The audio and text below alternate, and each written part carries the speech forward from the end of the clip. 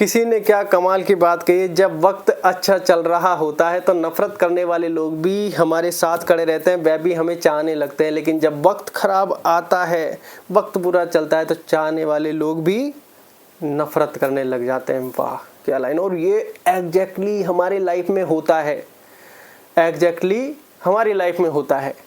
अब ऐसा क्यों? देखिए, जब कहीं के दिन अच्छे चलते हैं तो बाकी सबका भाग्य प्रारब्ध भी हमसे अटैच हो जाता है। मान लो आज हमारे पास अच्छा पैसा है तो बाकी सारे जो भाग्य प्रारब्ध, आप चाहे आप उसको ऋण कह लो, जो धन जाने के बाद वापस आ भी सकता है वो आएगा, जो जाने के बाद वापस नहीं आएगा नहीं आएगा। अब चाहे तुम उसके लिए रोया पीटना कुछ भी करते रहो, तुमका एट द एंड ये कहेगा ठीक है यार जो भी था हो गया भगवान की इच्छा से, एंड में जाके ये शब्द निकलने लग जाएंगे। क्यों? क्योंकि अब आप थक चुके हैं, प्रयास करते करते रोते रोते थक चुके हैं। ये आएगा कि जब वक्त अच्छा चल रहा होता है तब नफरत करने वाले लोग भी चाहने लगते हैं, क्योंकि उसके पास, उनको आपके पास सब कुछ दिख रहा है और वो आपके भाग्य प्रारब्ध से जुड़ चुके हैं। और जब वक्त बुरा चलता है तब आपके चाहने वाले भी नफरत करने लगते हैं। आप देखोगे कि आपका जो सबसे घनिष्ठ मित्र था वो सबसे पहले दूर गया। जो और चाहने वाले थे आज आपके पास सपोर्ट में खड़े होंगे, जो आपकी फाइनेंशियली हेल्प कर सकते हैं, लेकिन उनके पास वो थॉट नहीं आ रहे कि यार हम मदद कर दें, ये वो खुद की कंडीशन में है। ऐसा नहीं कि अभी ये इंसानी गलती है, ये समय आपको सारे रंग दिखाएगा, सारी करवटें दिलाएगा, सारे कहें कि भेद खोलेगा, सारे बंधनों को दिखाएगा, सब कुछ करवाएगा। वो कहते हैं बादाम खाने के बाद बुद्धि आती है, ठोकर खाने के बाद सब कुछ आ जाता है। सारा वो कहते हैं ठोकर खाने के बाद ही सारी चीजें क्यों बदलती है, कि एहसास तो भी हुआ है कि रियलिटी ये है।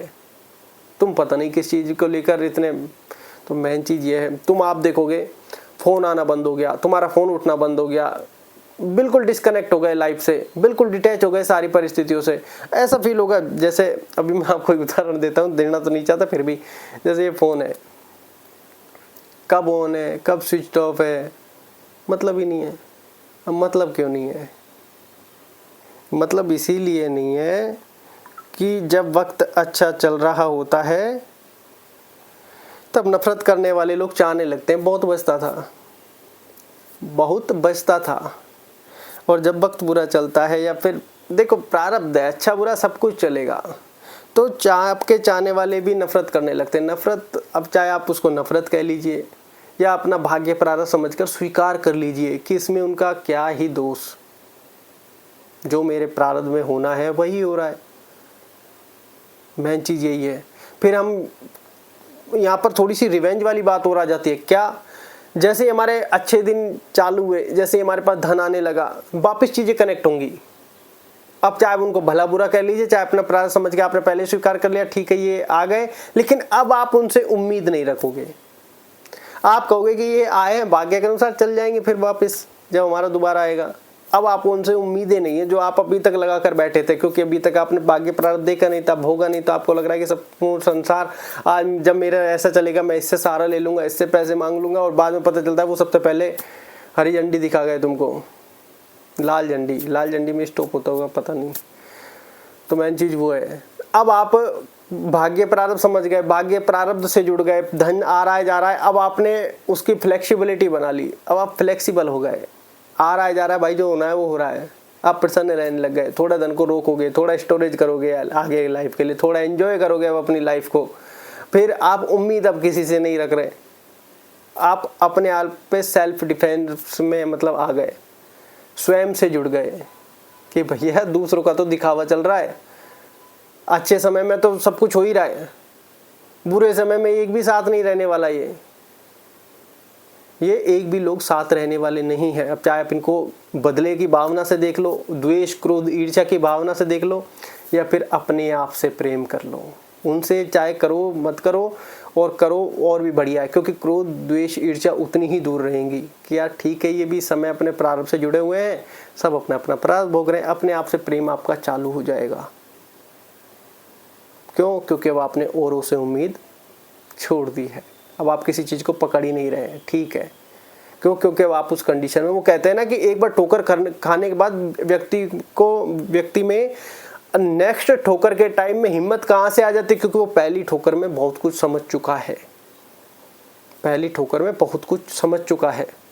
इसलिए तभी तो कहते हैं कि ऐसा सबके साथ होता है। वो हमेशा ही देखता है कि यार इसका साथ ले लेता हूँ, ये पैसे वाला है या फिर नहीं भी है, यार ये ऐसे मेरे उस वक्त में मदद कर देगा। नहीं, प्रकृति ने किसको आपके लिए चुना है, कौन निमित्त माध्यम मात्र बनेगा, वो सेट है।